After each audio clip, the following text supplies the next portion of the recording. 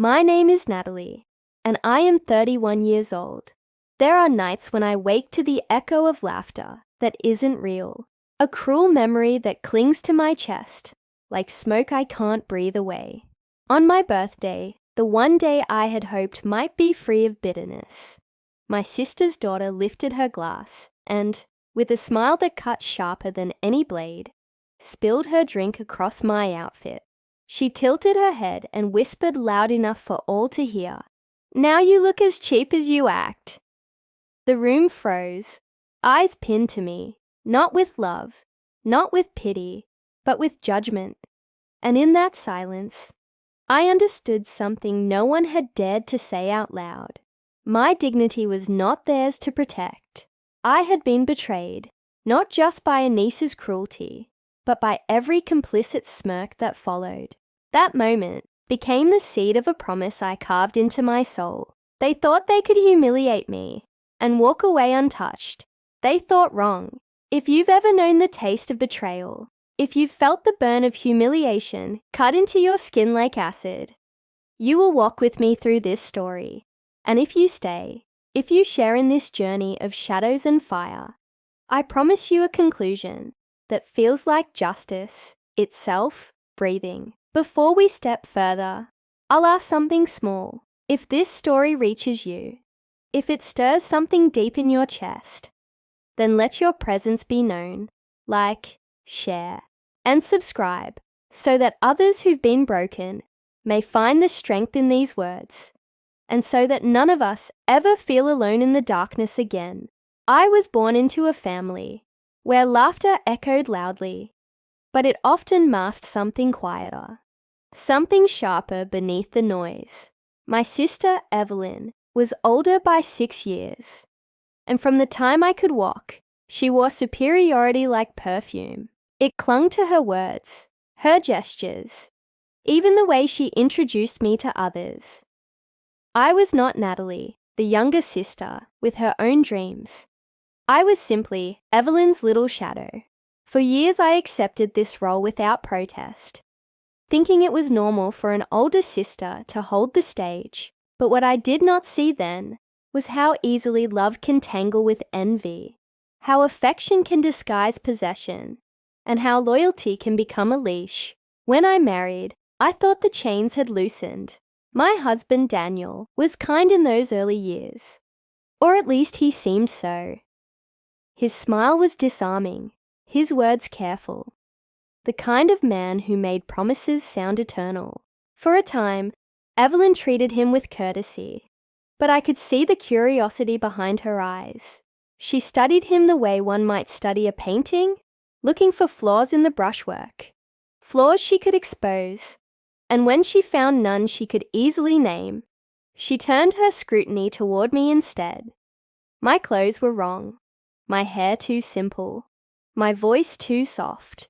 These criticisms were quiet, said in passing, as though they were gifts of advice, rather than small cuts to the soul. But every cut leaves a mark, and I began to feel myself bleed beneath her smile. It was during those years that Evelyn's daughter, Claire, grew into a young woman. Claire was bright, sharp-tongued, and devastatingly aware of her beauty. At 17, she carried herself as though the world owed her recognition, and Evelyn encouraged it. Together, mother and daughter became a mirror, reflecting what they believed I lacked. Every family gathering turned into a silent performance where I was measured, compared, and inevitably found wanting. It is strange how cruelty rarely announces itself with a roar. More often, it drips like water from a cracked ceiling, one drop at a time, until the structure beneath begins to rot. Still, I believed in family. I believed in blood. When my parents died, Evelyn and I clung to each other in our grief. Or at least, I clung to her, mistaking her cold grip for shared sorrow. I told myself she was hurting too, that her distance was only pain. What I did not understand was that grief can harden some hearts, rather than soften them. She wore loss like armor, and within that armor, she sharpened her bitterness toward me. Perhaps she resented the sympathy I received, the tears I shed openly. Perhaps she saw in me something fragile she longed to crush. I will never know entirely. What I know is that trust does not shatter all at once. It fractures. And those fractures began to spread across my life like cracks on glass. One evening, I remember sitting in Evelyn's kitchen while she poured wine into crystal glasses. The air smelled faintly of rosemary chicken, and Claire's laughter drifted from upstairs, sharp and carefree. Evelyn leaned close and asked if Daniel was truly faithful. I blinked, stunned, the question landing like a slap. I told her yes, of course he was, but her smile suggested otherwise. She said nothing more, just sipped her wine and changed the subject, leaving me with a seed of doubt lodged in my chest. That was her way. Never accusations, just whispers, designed to fester. From that night on, I noticed the way Daniel's phone lit up late at night, the way his eyes sometimes drifted when I spoke. Rationally, I knew it meant nothing. Emotionally, the crack widened. Looking back, I see how Evelyn's betrayal was not a single act, but a campaign, carefully orchestrated over years. She undermined me in conversations with relatives, speaking with that false sweetness that left no trace of malice, except in my chest. She corrected me in public, laughed at mistakes I hadn't made, and reminded me always of her place above me. And Claire watched, learned, and eventually began to mimic her mother's cruelty with a boldness Evelyn never dared. Where Evelyn was subtle, Claire was direct. She rolled her eyes when I spoke, interrupted me with cutting remarks, and mocked me for being old-fashioned or too fragile. Evelyn never stopped her. In fact, I often saw the glint of pride in her eyes as her daughter sharpened her cruelty into art. The fracture deepened most on the night of my 30th birthday. Though it was not yet the breaking point, Evelyn had insisted on hosting, saying her house was larger, her catering better, her friends more refined. I agreed, though uneasily, because I told myself it was easier not to argue. The night glittered with music and candlelight, but beneath it ran an undercurrent I couldn't name. Evelyn's friends whispered to each other, casting sidelong glances in my direction. Claire arrived late, wearing a dress so striking, the room tilted toward her the moment she entered. She kissed my cheek as though bestowing a blessing, then whispered, "Don't worry, Aunt Natalie. Not everyone needs to be the star." My smile cracked, but I held it. I held it because I had learned that in this family, showing pain was the same as offering blood to sharks. And yet, even then, I still believed I could endure. I still believed that if I kept quiet, if I remained patient, the fracture might heal, or at least stop spreading. I did not yet understand that some betrayals are not accidents of temperament, but deliberate acts of cruelty. Some people do not wish to mend, they wish to break. The fracture was already too deep to repair. It only waited for the moment when silence would no longer hold it together. That moment was coming, closer than I knew, and when it arrived, it would change everything I thought I understood about love, about family, about myself. In the weeks following my 30th birthday, I tried to dismiss the unease clawing at my chest. I told myself Evelyn's cruelty was simply habit, that Claire's sharp tongue was the arrogance of youth, but the fracture was growing wider, and every interaction seemed to test the limits of my composure. Daniel noticed my restlessness, though he misunderstood its cause. He would take my hand and tell me not to worry, that Evelyn loved me in her own way. I wanted to believe him, but his reassurances felt like gauze over a wound that needed stitches. The truth was bleeding through, no matter how tightly I tried to hold it shut. The moments of betrayal came dressed in ordinary clothing. A family dinner where Evelyn announced with mock cheer that I had never quite mastered cooking, but at least Daniel doesn't mind eating out. A brunch where Claire leaned across the table, her eyes gleaming, and asked if I regretted never finishing my degree, her voice loud enough for everyone to hear. These were not accidents. These were deliberate incisions, clean and precise, meant to remind me that I would always be the lesser, the afterthought, the shadow. And while others around the table laughed awkwardly or shifted uncomfortably, no one defended me. That silence was the loudest betrayal of all. I began to dread gatherings. The sound of Evelyn's voice on the phone made my stomach tighten. Yet I answered, always. That was my mistake. I answered because I still hoped for reconciliation, still believed that one day she might remember what it meant to be sisters. Hope can be a dangerous thing. It blinds you to the fire even as the smoke fills your lungs. One night, Evelyn called to say she needed me. Her voice was softer than usual, trembling almost, and for a moment, I believed I had finally reached her heart. She said she was overwhelmed, that Claire had been rebellious, that she simply couldn't manage the household alone. Against my better judgment, I rushed to her side. When I arrived, I found not chaos, but a perfectly arranged living room. Candles burning, wine glasses set on the table. Evelyn smiled and told me she had already taken care of everything, that she just wanted my company. I felt foolish for believing her desperation. Later, I realized it had been a test, another performance to remind me that she could summon me like a servant with nothing more than her voice. Claire, meanwhile, grew bolder.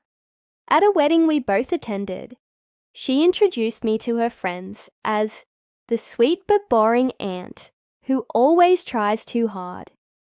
They laughed, not realizing, or perhaps not caring, that I stood within earshot. My cheeks burned, but I smiled, pretending it was harmless fun. Inside, something cracked. It was not the humiliation itself that hollowed me, but the realization that Evelyn watched from across the room, her expression unreadable, and did nothing. It was around this time that whispers began to circulate. Whispers Evelyn had planted like weeds. She told relatives I had grown distant, that Daniel seemed unhappy, that perhaps our marriage was strained. These were not shouted accusations, but carefully woven insinuations, subtle enough to be dismissed as concern, yet poisonous enough to spread. When I entered a room, I felt the weight of half-hidden glances, the polite questions that felt too pointed, too rehearsed. My reputation was being chipped away one whisper at a time, and I was powerless to stop it. One evening, after a particularly tense family gathering, I confronted Evelyn in her kitchen. The air smelled of garlic and roasted lamb, rich and suffocating. I asked her why she did this, why she twisted words, why she encouraged Claire's cruelty, why she seemed to find joy in my discomfort. She looked at me with calm detachment and said, "You're too sensitive, Natalie. Not everything is about you." Her dismissal was so casual, so practiced, that it stunned me into silence. In that moment, I understood that Evelyn would never admit her malice, not because she didn't know it existed, but because denying it gave her power. That night, lying awake beside Daniel, I realized something had shifted inside me. The fracture was no longer just pain. It was becoming clarity. I saw Evelyn for what she was, not the sister I wished she could be, but a rival who fed on my weakness. And Claire, the daughter who had learned cruelty at her mother's knee, was becoming the weapon Evelyn wielded against me. I could no longer pretend that time or patience would heal this. The glass had shattered, but the breaking point had not yet arrived. That moment was still waiting, lurking just beyond the horizon, ready to transform betrayal into humiliation, humiliation into resolve. I felt it approaching like a storm, inevitable, merciless, and already rumbling in the distance. The day of my 31st birthday arrived with the kind of anticipation that makes the air itself heavy. I had told Daniel I wanted something small this year, something quiet, just the two of us. But Evelyn had insisted, her voice smooth and insistent, that family tradition demanded a celebration. Against my instincts, I agreed. I told myself it would be fine, that perhaps she had softened, that maybe this year would be different. That flicker of hope was my last mistake. The night unfolded in Evelyn's grand dining room, a space that always felt less like a home and more like a stage. Crystal chandeliers spilled light across polished wood, glasses chimed like bells, and every corner seemed designed to impress. The guests were a blend of relatives and Evelyn S.'s circle of friends, people who knew me only through her words. I walked into that room, already painted in their minds by the brush of her disdain. My dress was simple, a soft navy chosen, because it made me feel elegant without demanding attention. I should have known that in Evelyn's world, simplicity was ammunition. From the moment I entered, Claire's eyes locked onto me with something like hunger. She floated across the room in a crimson gown that clung to her youth and arrogance. Her laughter sharp enough to cut, she embraced me, kissed my cheek with saccharine sweetness, and whispered just loudly enough for others to catch. "Finally you arrived. We thought you might need extra time to look presentable."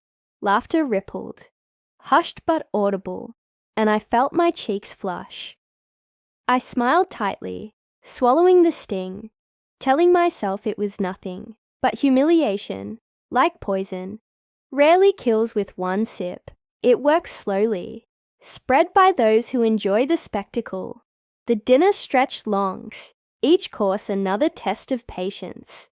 Evelyn directed conversations with the ease of a conductor, ensuring every subject bent back toward me, each question edged with barbs. "Daniel," she said at one point, her smile polished, "you must be a saint. Natalie's always been sensitive. Has she grown more resilient in marriage?" The table chuckled, and Daniel, caught between loyalty and discomfort, offered a thin laugh. His silence cut deeper than Evelyn's words. For the first time, I saw him not as my anchor, but as part of the audience. Wine flowed, loosening tongues, sharpening cruelty. Claire leaned across the table and asked if I ever regretted not being ambitious enough to build a career, her tone dripping false innocence.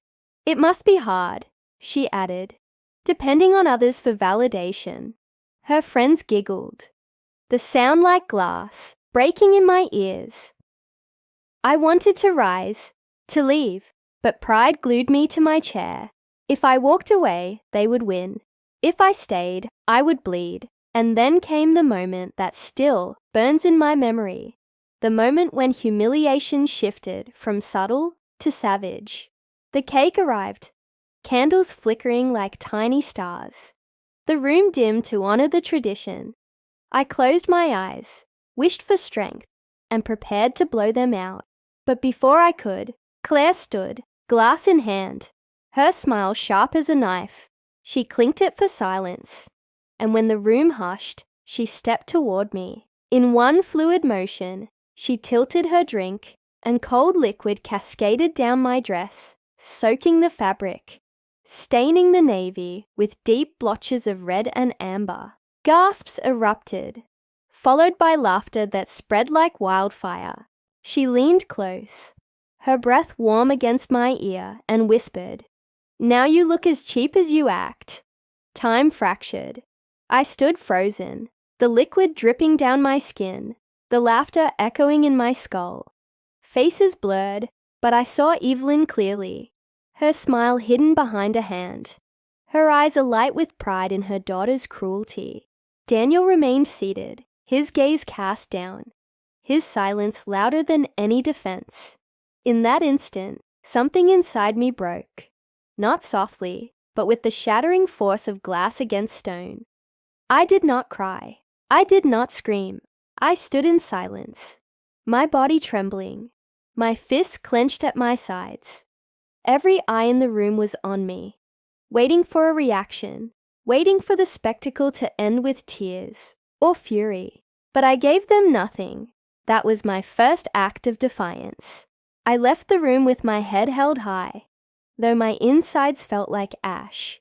Each step was heavy, each breath ragged, but I did not give them the satisfaction of seeing me fall. That night, as I scrubbed the stains from my skin, I knew there would be no forgiveness.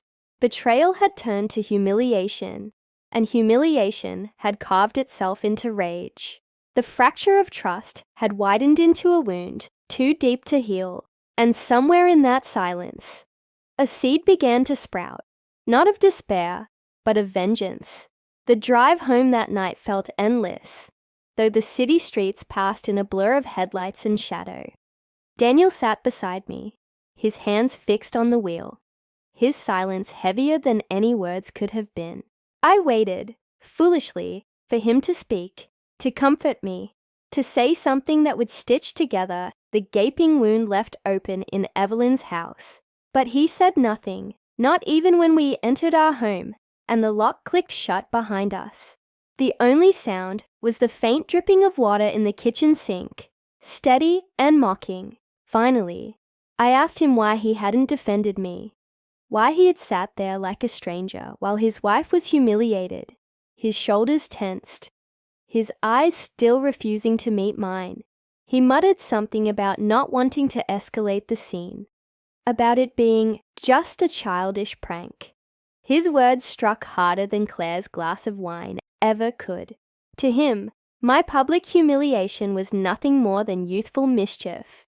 He did not understand, or refuse to understand, that it had been carefully orchestrated cruelty, a performance Evelyn had directed and Claire had executed. His indifference was betrayal, disguised as restraint. That night, I cried quietly into my pillow, making sure he couldn't hear. Tears were dangerous in my world. They were proof of weakness, and weakness was ammunition.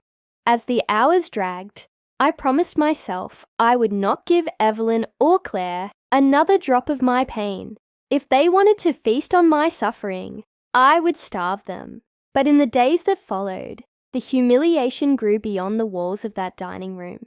Relatives called with hesitant voices, their sympathy tinged with curiosity, as though my disgrace was entertainment wrapped in pity. Friends sent cautious messages, asking if I was all right, but never outright condemning what had been done. In their silence, in their careful choice of words, I felt the truth. They believed I deserved it. Evelyn's whispers had worked too well. Her years of quiet poison had primed them to see me as fragile, naive, unworthy. Claire's public strike had only confirmed it in their eyes. I avoided mirrors, because the reflection I saw was not my own. It was the image they had painted of me, cheap, pitiful, diminished. I walked through grocery stores with my shoulders hunched, half expecting strangers to laugh, though of course they knew nothing. The humiliation lived inside me, echoing louder than any outside voice. That was their victory. Not just the spectacle, but the way it continued to haunt me, long after the wine had dried. Evelyn did not call, Claire did not apologize, and Daniel behaved as though nothing had happened, as though the incident was already buried in the past. But I could not bury it. Every night, as I lay awake in the dark, I replayed the moment, the splash of liquid, the chorus of laughter, Claire's words dripping venom into my ear. It replayed not as memory, but as prophecy, telling me that unless I changed, unless I fought, this would not be the last time I was dragged into their theater of cruelty. It was in that silence, in those sleepless nights, that something inside me began to shift. Humiliation had stripped me bare, but beneath the wreckage, I found something raw and unyielding. Rage. Not the loud, chaotic rage that burns out quickly, but a steady, simmering fire that grows hotter the longer it is denied air. For the first time, I stopped asking why Evelyn hated me, stopped pleading in my heart for Claire to show kindness. Their cruelty was no longer a puzzle to be solved. It was a weapon to be returned. One evening, as Daniel sat reading in the living room, I stared at him from the doorway. He looked peaceful, unaware, and yet complicit in ways he would never admit. I realized then that I could not depend on him for protection, not even for comfort. I was alone in this battle, alone but not powerless. Evelyn and Claire had mistaken my silence for surrender. What they did not understand was that silence can also be strategy. I began to watch, to listen, to collect. Every word Evelyn let slip, every careless boast Claire shared with her friends, every fracture in the facade of their perfect lives. I took it all in. If they wanted to turn my life into theater, then I would learn the script. I would bide my time, sharpen my patience, and when the moment came, I would write the ending myself. The theater of humiliation had nearly destroyed me, but in its ashes, I discovered the outline of a different story, one where I was no longer the victim, but the architect, one where every laugh, every whisper, every cruel smile would be answered. They had written me as the fool, the fragile sister, the cheap aunt. They had no idea that the woman they thought they broke was already becoming someone they would learn to fear. And so, I waited. Quietly, patiently. The curtain had not yet fallen, and my role in their theater was only beginning to change. In the days that followed, I carried myself like a ghost, moving through familiar rooms. My house was the same, my routines unchanged, yet nothing felt as it had before. Humiliation leaves behind a residue that clings to skin and thought alike, even in silence, even in solitude. I felt as though I were being watched. I would stand at the sink, washing dishes, and hear again the laughter echoing in Evelyn's dining room. I would fold laundry and feel the cold wetness of wine soaking into my dress. It was as if the moment of my disgrace had become stitched into every corner of my life. Daniel tried, in his way, to restore normalcy. He would suggest dinners, weekend walks, evenings at the cinema, but each attempt felt like an erasure, as though by pretending nothing had happened, he could convince me to do the same. When I tried to speak of it, he would sigh, his patience thinning. "Natalie, you have to move on," he said one night, his voice sharp with irritation. "You can't let them live rent-free in your head."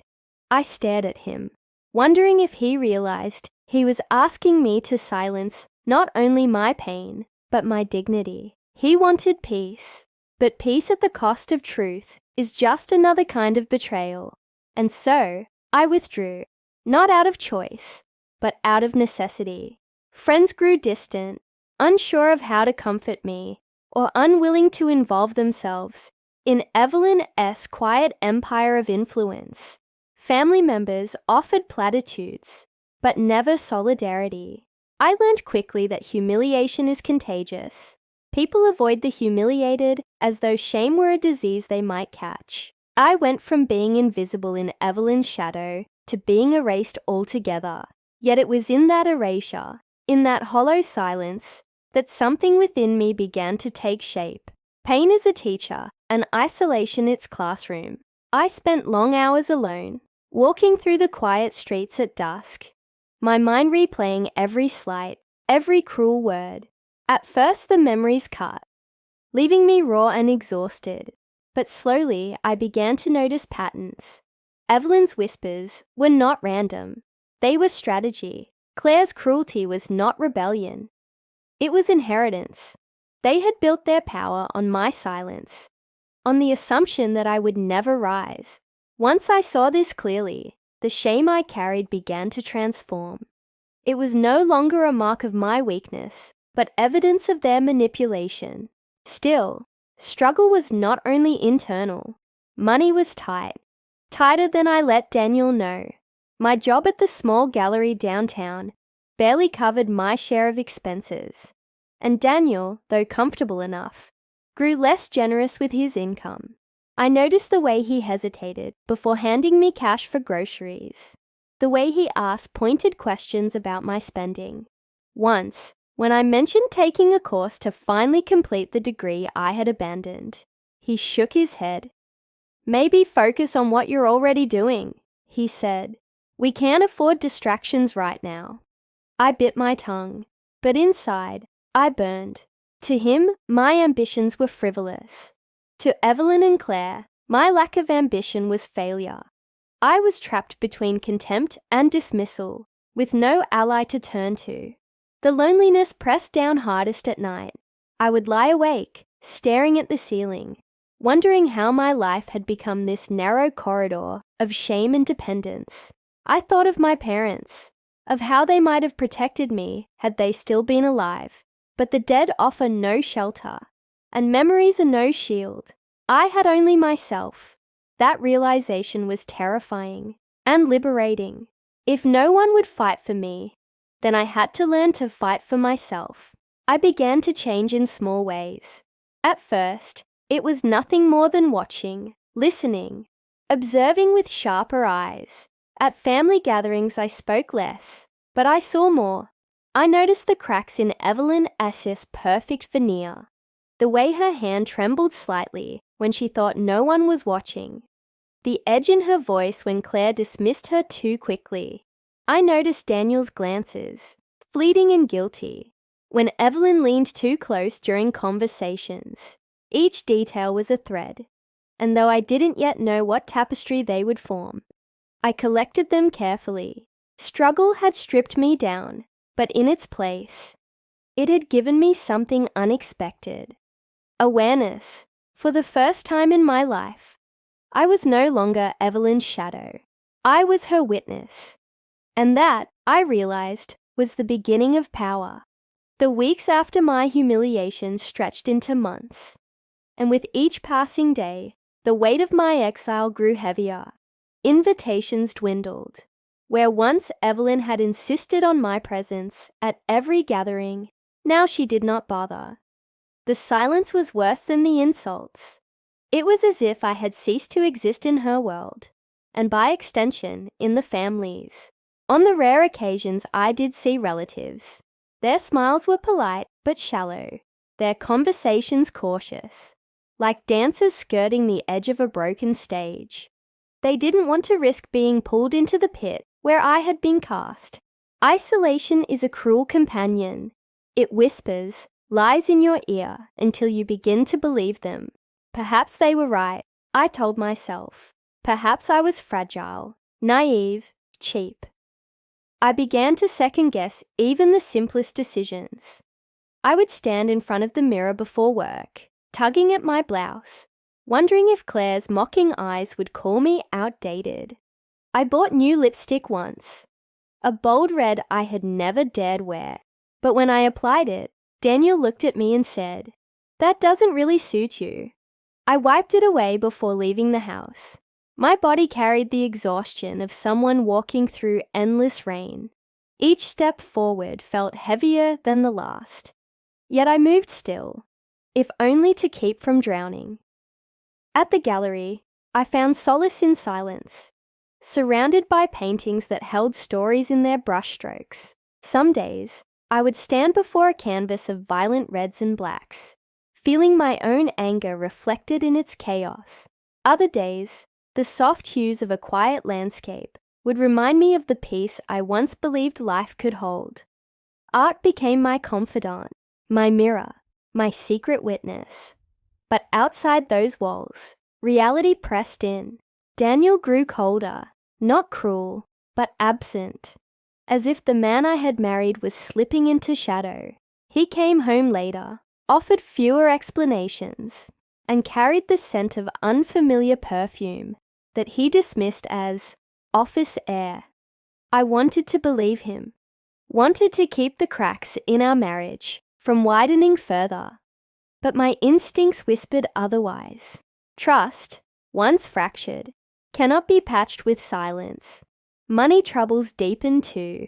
Bills piled on the counter like accusations. And though I tried to stretch every dollar, Daniel's patience with my worrying Wore thin. Stop stressing, he told me one night, tossing the electric bill aside. It always works out, but I knew better. Life does not always work out. It unravels, thread by thread, until all that remains is what you are strong enough to weave anew. In those lonely nights, I began writing, not letters, not journals, but fragments, scenes of memory, shards of dialogue, scraps of feeling. Words poured onto paper like blood from a wound. At first, it was catharsis, a way to bleed without anyone seeing. But soon, it became more. I began to shape the words, to twist them into stories not of what was, but of what could be. Stories where the humiliated rose, where the betrayed triumphed, where silence was not defeat, but a weapon biding its time. I didn't know it then, but those pages were the blueprint of my survival. And though I suffered, I began to notice Evelyn faltering. Small things, barely perceptible unless you were watching closely. A crack in her laughter when Claire dismissed her too sharply. A flicker of jealousy in her eyes when others praised her daughter's beauty more than her own elegance. Claire, once merely her weapon, was beginning to overshadow her. Evelyn had taught her daughter to wound, but she had not considered that the blade might one day turn against her. This observation planted a dangerous thought in me. Perhaps Evelyn and Claire were not as untouchable as they appeared. Perhaps their empire of cruelty was not made of steel, but of glass. And glass, as I knew well, shatters under enough pressure.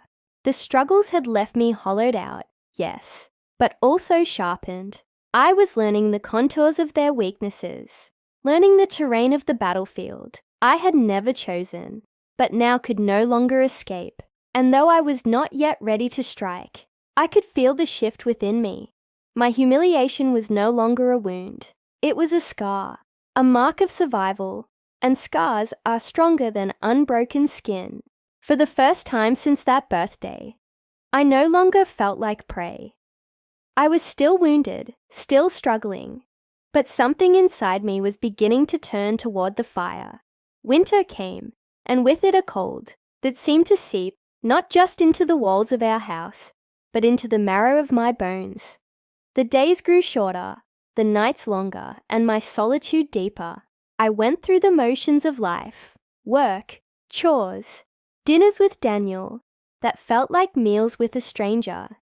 But all the while, I carried the weight of my own invisibility. I was still there, breathing, moving, existing. But to Evelyn and Claire, I was already erased. And the world, eager to believe their story, treated me as though I had erased myself. It was during this season of shadows that I reached my lowest point. One evening, after another strained silence with Daniel, I locked myself in the bathroom and stared into the mirror. The woman who looked back at me was pale, her eyes rimmed with exhaustion, her shoulders bent as if she carried an invisible burden. I pressed my palms against the sink, whispering to my reflection, "Who are you?" But no answer came. Only the sound of the dripping faucet, steady and relentless, as though mocking my question. For a brief, terrifying moment, I felt the temptation to give up entirely, to surrender to the nothingness Evelyn had tried so hard to cast me into. But then, something shifted. A memory came to me, my mother's voice, soft yet steady, telling me when I was a child that dignity was not given, it was claimed. She had said it on a day I had come home crying after being mocked at school. I had forgotten those words, buried them under years of Evelyn's dominance. But now they surfaced with the force of a lifeline. "Claim your dignity," the phrase repeated in my mind until it became a rhythm, a heartbeat, a vow. I wiped my tears and looked again into the mirror. The woman staring back at me was still broken, yes, but there was something else in her eyes now. A flicker, a spark, a refusal to disappear. Evelyn had humiliated me. Claire had mocked me. Daniel had abandoned me, but none of them had the right to define me. They had written me into their play as the weak one, the fool, the shadow. But what if I rewrote the script? What if I stepped out of the wings and onto the stage, not as their victim, but as the author of my own act? From that night on, I began to change, not in ways others could immediately see, but in ways that mattered most. I stopped waiting for Daniel to notice my pain. I stopped hoping Evelyn would soften. I stopped longing for Claire's approval. I began instead to focus on myself, quietly, deliberately. I enrolled in evening classes, finishing the degree I had once abandoned. Daniel protested at first, worried about the cost, but I didn't bend this time. "This is mine," I told him, my voice firmer than I had ever heard it. He looked at me as though he didn't recognize the woman speaking. Perhaps he didn't. I also started keeping records, not just of Evelyn's barbs, but of her missteps, her contradictions, her careless slips of truth. I wrote down what she said, what she did, the hypocrisies she tried to hide. I began to piece together the fragile scaffolding of her world. And Claire, reckless in her youth, was even easier to track. Every boast, every cruel remark, every indulgence. She left trails without realizing. I gathered them all, storing them like weapons for a war not yet declared. The struggle was far from over. Every day still felt like walking uphill through mud. But I was no longer trudging without direction. For the first time, I had a purpose. Not just survival, but preparation. Every insult, every whisper, every cold silence. They were no longer wounds. They were fuel. By the time spring arrived, I was no longer the same woman who had stood drenched in wine on her birthday, frozen in humiliation. I was harder now, sharper. And though Evelyn and Claire still believed they had broken me, I carried within me the certainty that the time would come when the roles would reverse. They had pushed me into the shadows. What they didn't see was that shadows are where things grow unseen, waiting for the moment to step into the light. The storm that would become my reckoning was beginning to gather, quietly, invisibly, but with a force that would one day sweep everything in its path. Reckoning does not arrive with thunder. It begins in silence, in the small deliberate choices that no one notices until it is too late. By the time spring painted the trees green again, I had already begun weaving the threads of my own rebirth. Outwardly, I was the same Natalie, soft-spoken, compliant, invisible. Inwardly, I was transforming into something Evelyn and Claire had never prepared for. The evening classes became my sanctuary. I would walk into the dim lecture halls after long days at the gallery, carrying not only my books, but also a sense of purpose I had never known before. Each assignment completed, each grade returned, was a stone laid on the path back to myself.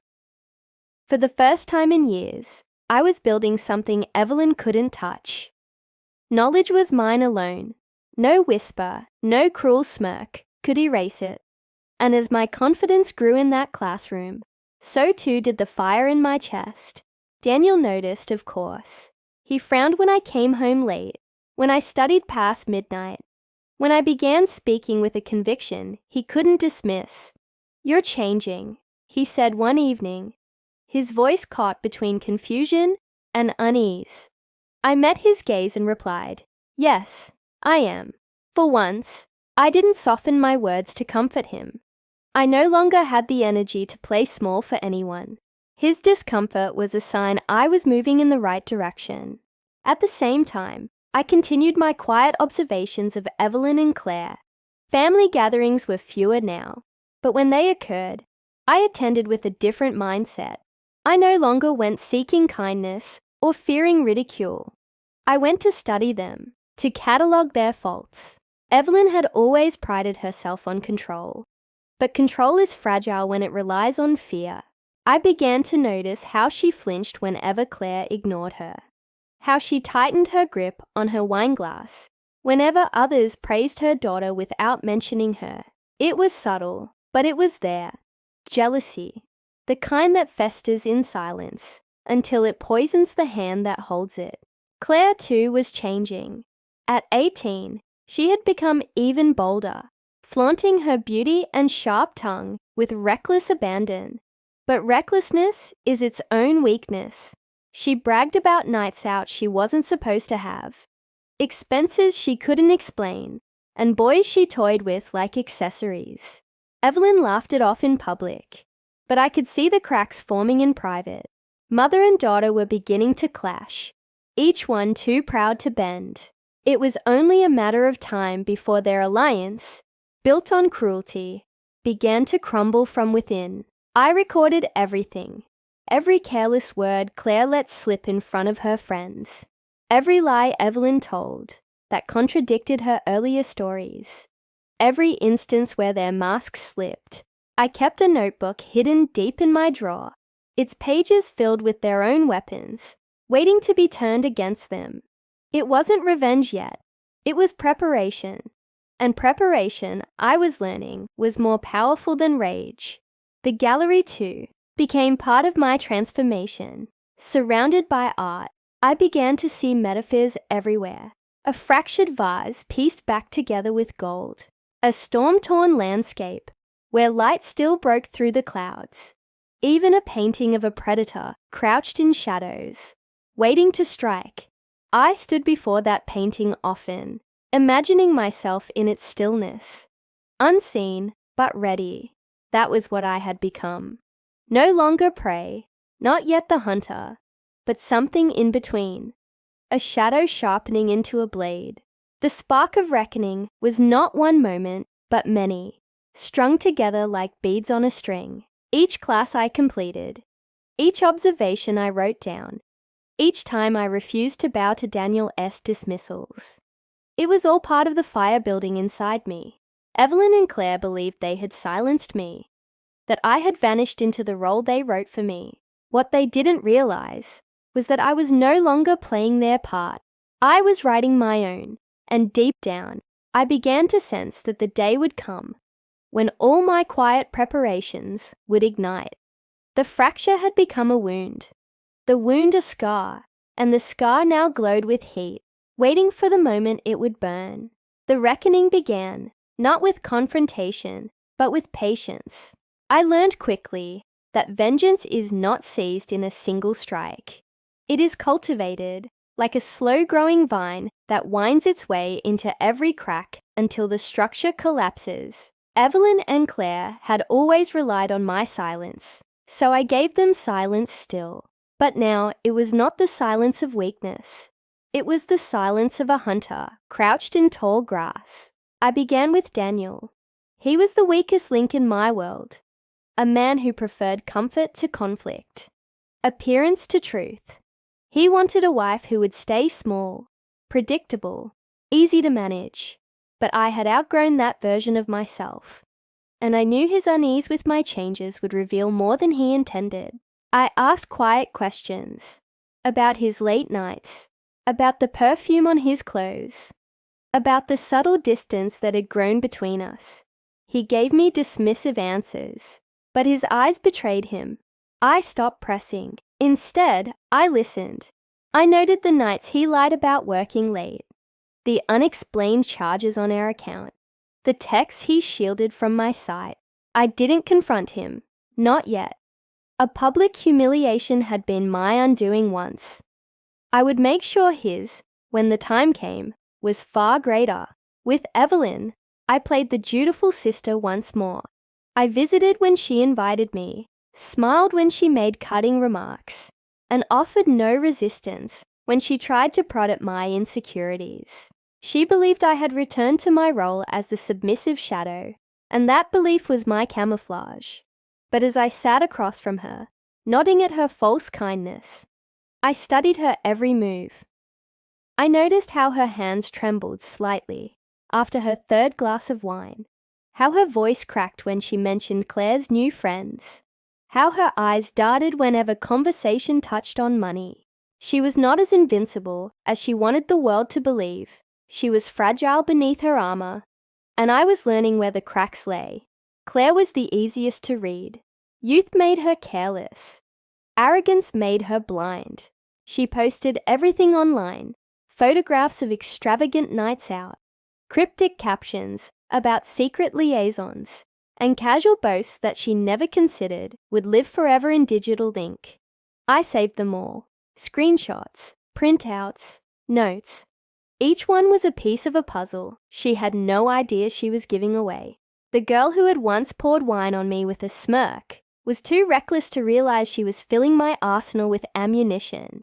But preparation was not only about gathering information. It was also about transforming myself into someone they could no longer predict. I started small. I changed the way I dressed, not for their approval, but for my own reflection. Stronger lines, bolder colors, clothing that carried weight and presence. At first, it felt like playing a role, but soon it became natural, as if I was stepping into a skin that had always been waiting for me. The first time I walked into a family dinner, wearing a dress the color of midnight, eyes sharp, posture unbent, I saw Evelyn's gaze falter, just for a second, but it was enough. She sensed something she couldn't name, a shift she couldn't control. I also began to speak differently. Not more, but sharper. When Claire mocked me, I answered with precision, a calm retort that cut deeper than her shallow jabs. When Evelyn tried to dismiss me with her usual condescension, I met her eyes and held them, refusing to look away. These were not battles won, not yet, but they were tests, and each time I saw the flicker of uncertainty in their expressions, I knew the balance of power was beginning to tilt. Still, I waited. Reckoning is not served in haste. I knew that a storm must gather strength before it breaks. So I lived in duality, the quiet Natalie they thought they knew, and the woman sharpening herself in secret. At night, when Daniel slept beside me, I reread my notes, organizing the fragments into patterns, strategies, possibilities. It was not revenge for revenge's sake I sought. It was justice, sculpted carefully, so that when the final act arrived, it would be undeniable, unforgettable, and irreversible. Evelyn and Claire continued their performances, unaware that the script was no longer theirs to write. They believed the stage was still theirs, the audience still loyal, the spotlight still fixed on me as their fool. What they could not see was the fire gathering behind the curtain, ready to burn it all down. There comes a moment in every struggle when patience transforms into movement, when silence becomes the soil from which action blooms. For months, I had studied Evelyn and Claire, watching them, recording them, tracing the delicate cracks in the armor they wore so proudly. But a hunter cannot remain in hiding forever. At some point, the bowstring must be drawn. The first thread I tugged was Daniel's. I knew that Evelyn and Claire had always despised him, but I had never fully understood how dangerous their disdain could be. I began leaving subtle questions with Evelyn during our rare visits. Questions about whether she had seen Daniel recently, about whether she thought he seemed distant.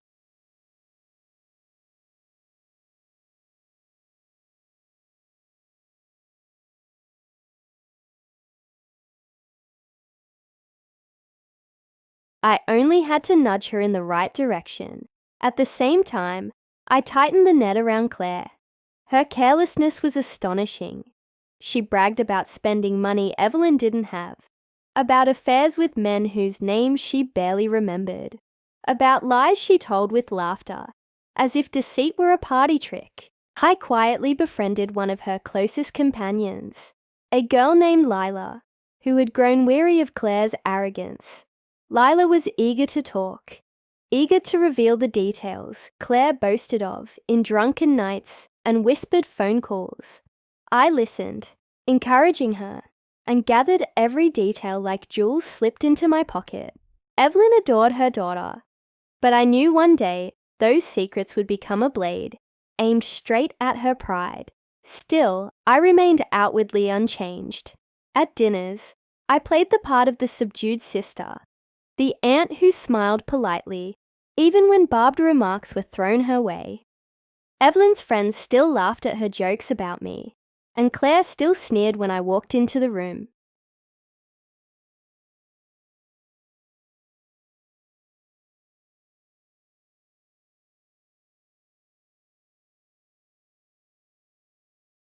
When I walked across campus, carrying my books, I felt something Evelyn and Claire had never been able to give me: belonging. My professors praised my work. My classmates respected my insight, and for the first time in years, I felt seen not as Evelyn's sister or Claire's aunt, but simply as Natalie. Each paper I submitted, each exam I aced, was a reminder that my identity was not theirs to define. I was building a life outside of their shadow, and that life would be the foundation upon which I struck back. I also began to change in the smallest of gestures. I held myself differently, straighter, taller.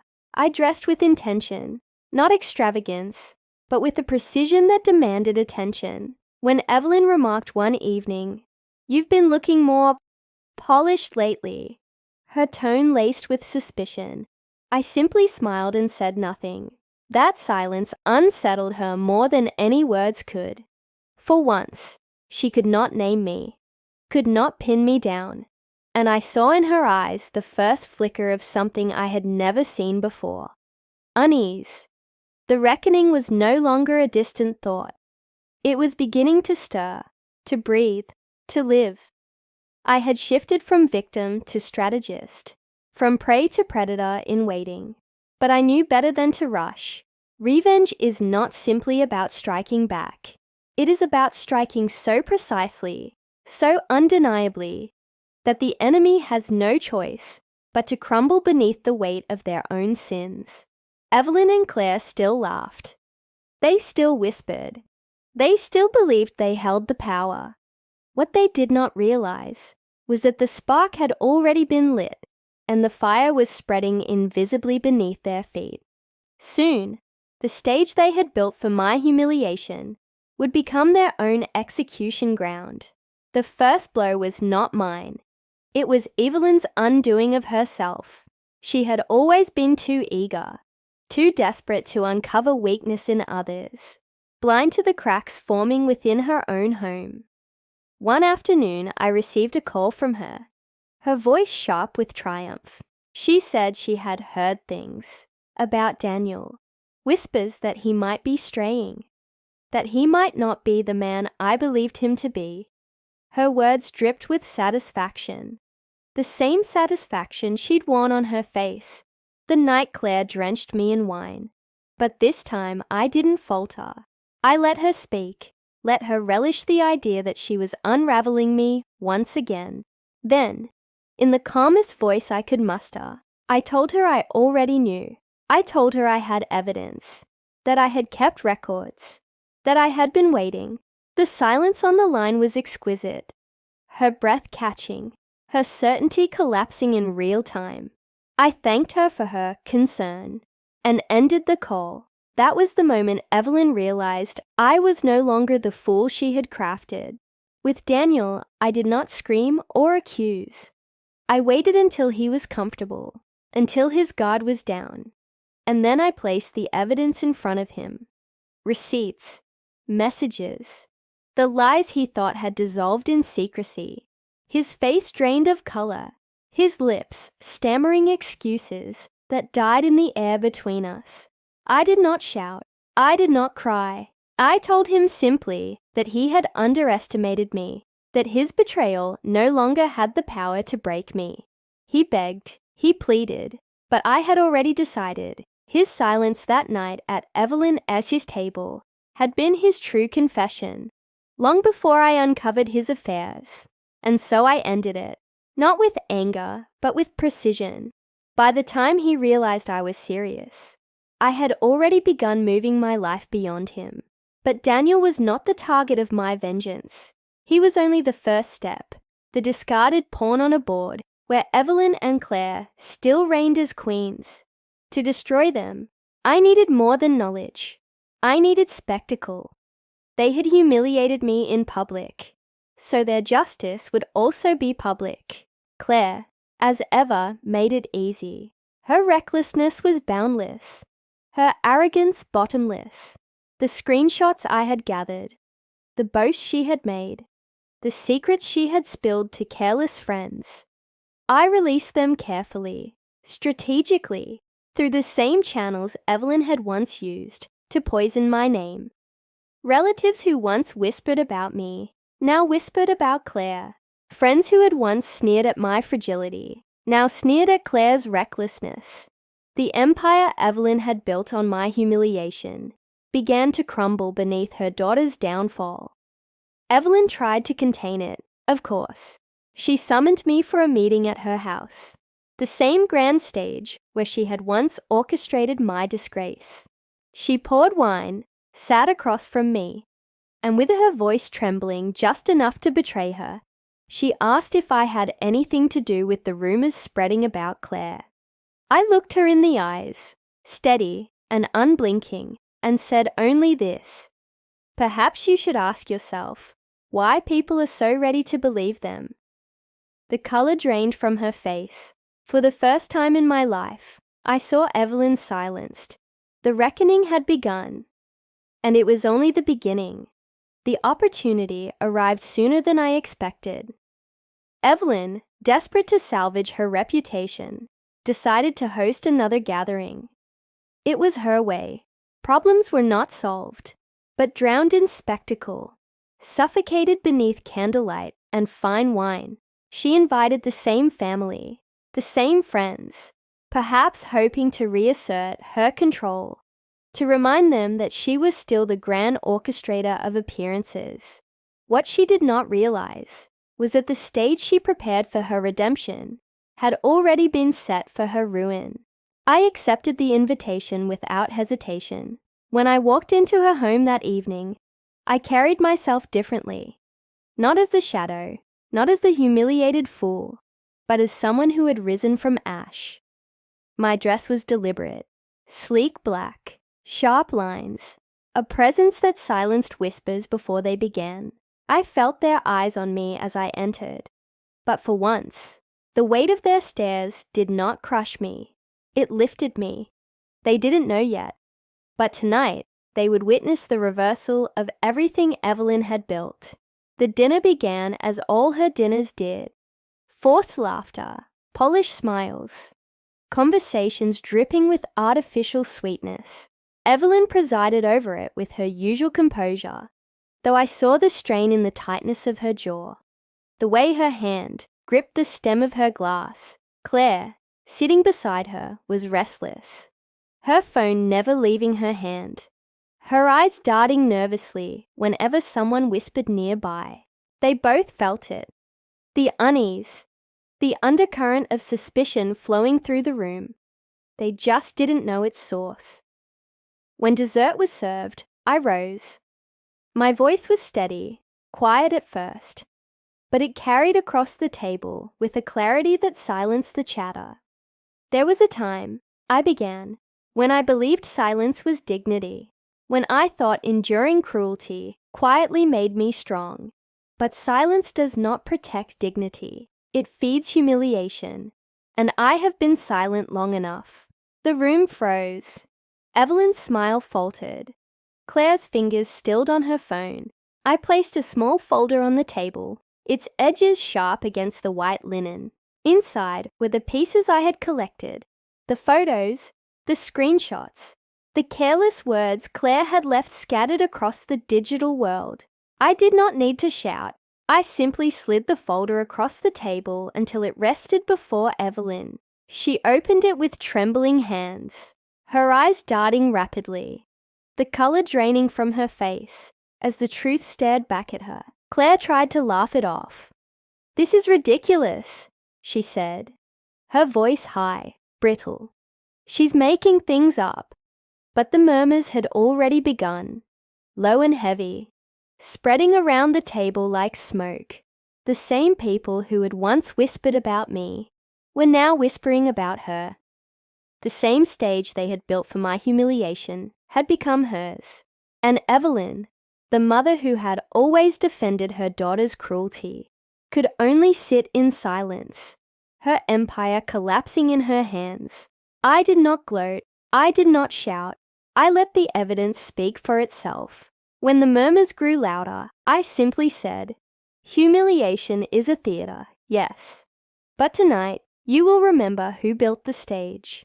And then I sat down, calm, composed, as Evelyn's carefully constructed facade cracked before everyone she had once sought to impress. The silence that followed was thick, suffocating. Evelyn's friends shifted in their seats, uncomfortable. Relatives avoided her gaze. Claire's bravado crumbled into panic, her cheeks flushed with shame.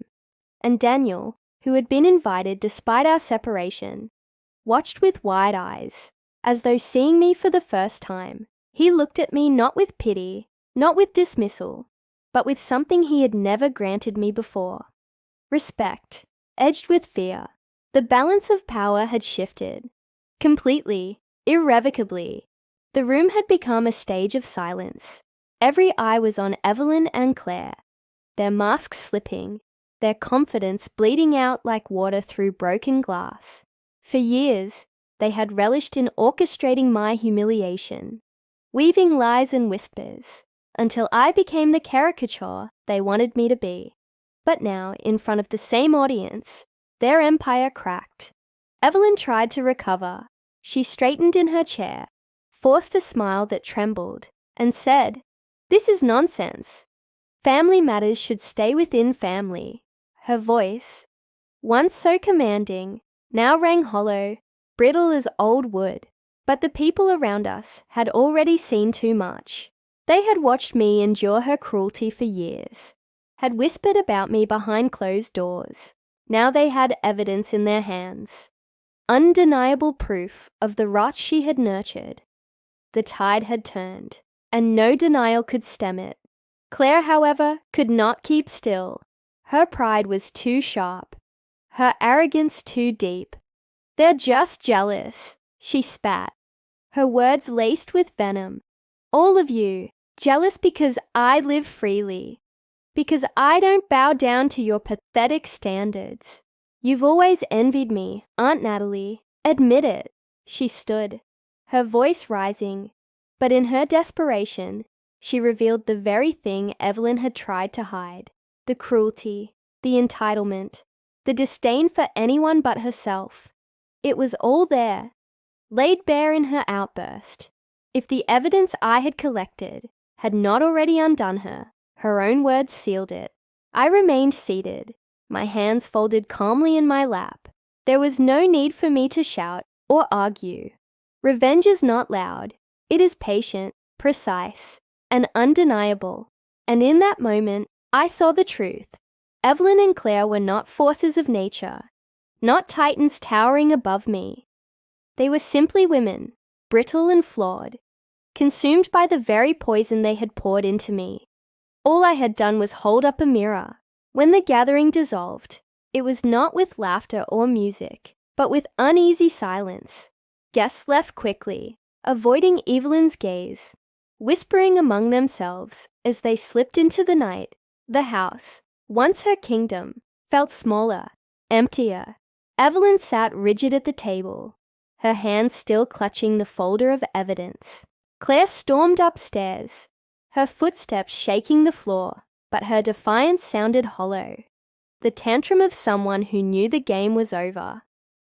I walked to the door without a word. Daniel tried to stop me, his hand brushing my arm, his eyes pleading for something I no longer had to give. I met his gaze, steady and unflinching, and said, "You had your chance to stand beside me. Now you'll learn to live without me."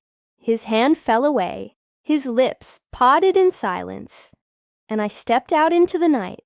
The air outside was cool, carrying the scent of wet earth and spring blossoms. For the first time in years, I inhaled deeply. without the weight of humiliation pressing on my chest. I was not the broken woman who had once stood in this same doorway, drenched in wine and shame. I was something else now, sharper, stronger, untouchable. Justice had not been swift. It had not been easy. It had cost me years of pain, nights of silence, months of struggle, but it had come, not as a gift, but as something I had carved with my own hands. Evelyn and Claire would never look at me the same way again. More importantly, no one else would either. I had rewritten the script, reclaimed the stage, and left them to choke on the ashes of the theater they had built. And as I walked away, I carried not just the satisfaction of revenge, but the certainty of something greater, that dignity is never granted by others. It is claimed, fought for, and once earned. It cannot be taken again. The hour of justice had passed, but the life that lay before me was mine at last. Scarred, yes, but stronger for the scars, and that, I realized, was the truest revenge of all.